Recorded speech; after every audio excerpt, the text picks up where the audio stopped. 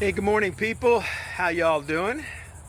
Coming to you live and in color from my patio here on the Space Coast of Florida, area code 321.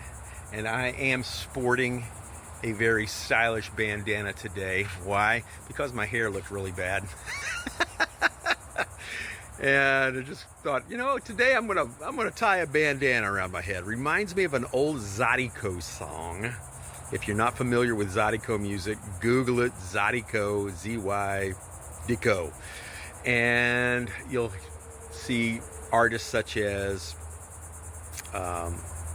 Clifton Chenier and other ones. Great music, fun music. And one of the old songs that I remember from years ago is, "You woke up this morning, you had a rag tied around your head." Well, I'm out here this morning checking on things in my garden, make sure that everything is coming along good. I like to do that every day, just to walk through here and see what's happening. I'm looking down at my Tabasco peppers.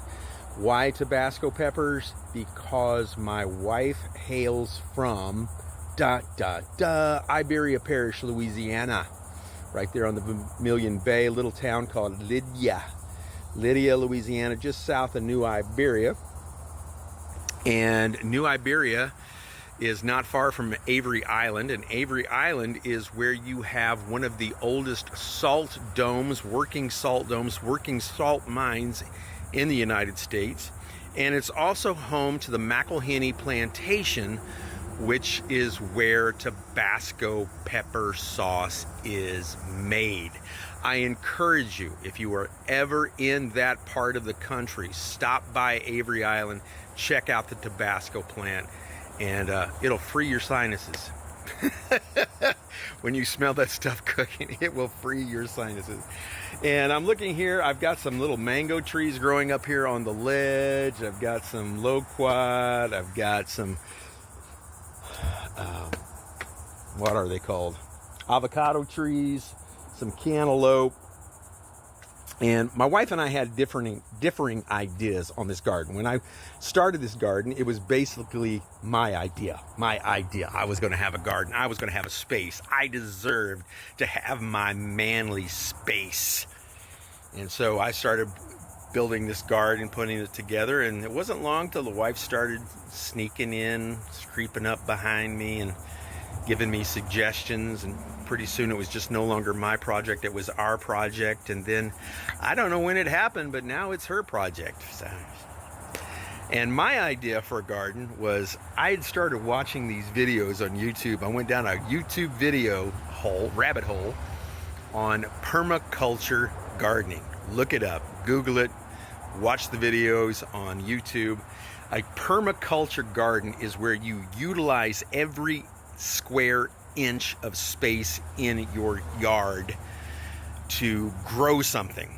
You're not growing Indian hawthorns, you're not growing hibiscuses. Well, you could use hibiscus because you can make tea out of the leaves, but you're not growing things like Indian hawthorn. You're not raising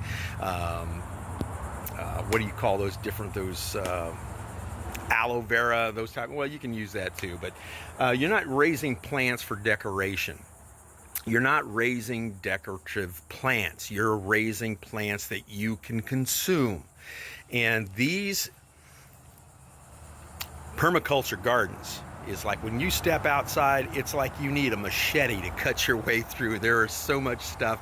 And it sounds like a lot of work, but actually, from what the people say that are raising or doing these type of gardens, is the garden pretty much takes care of itself. It becomes like a food forest, and the forest takes care of itself. So I have some green onions growing down here in the flower bed.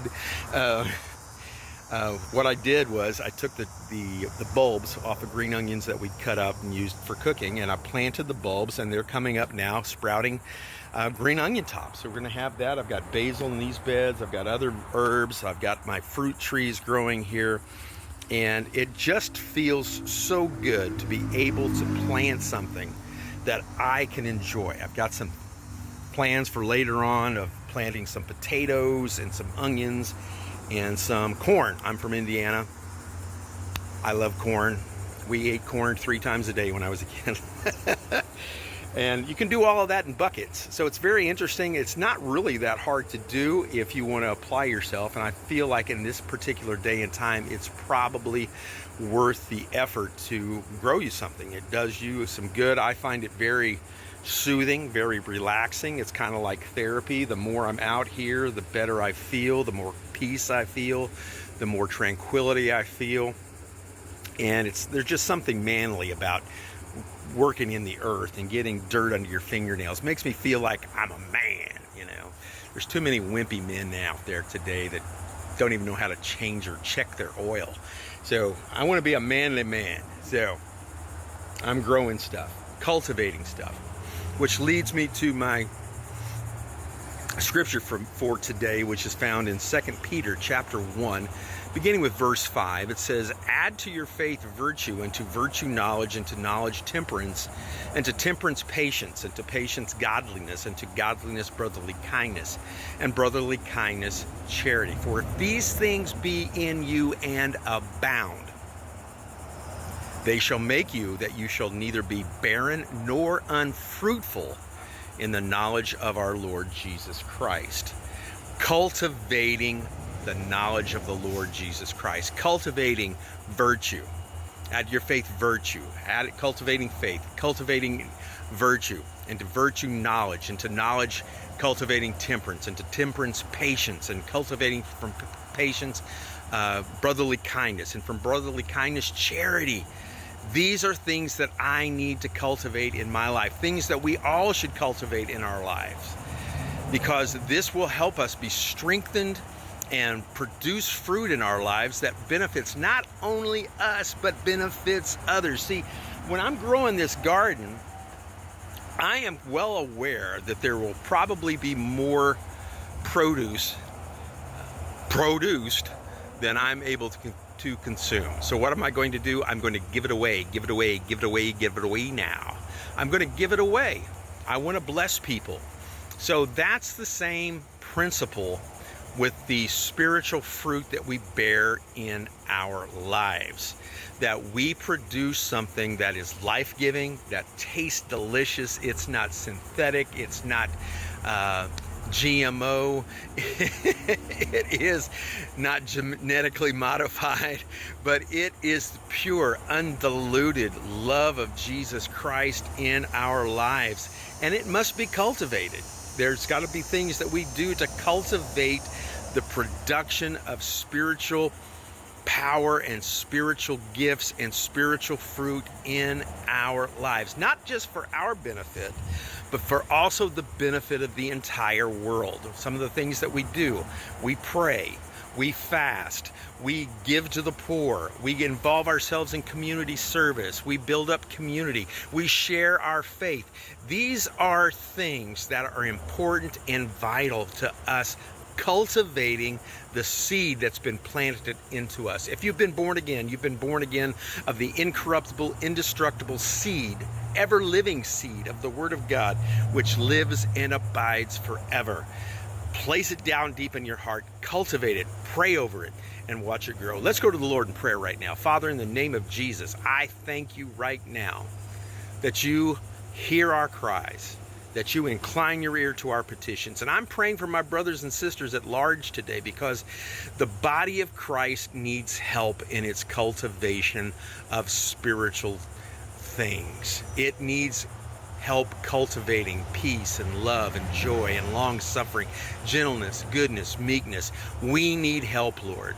Help us to produce the spiritual fruit that you want our lives to manifest. Not just for our benefit, but there is a world that is lost and dying and needs the help of Jesus.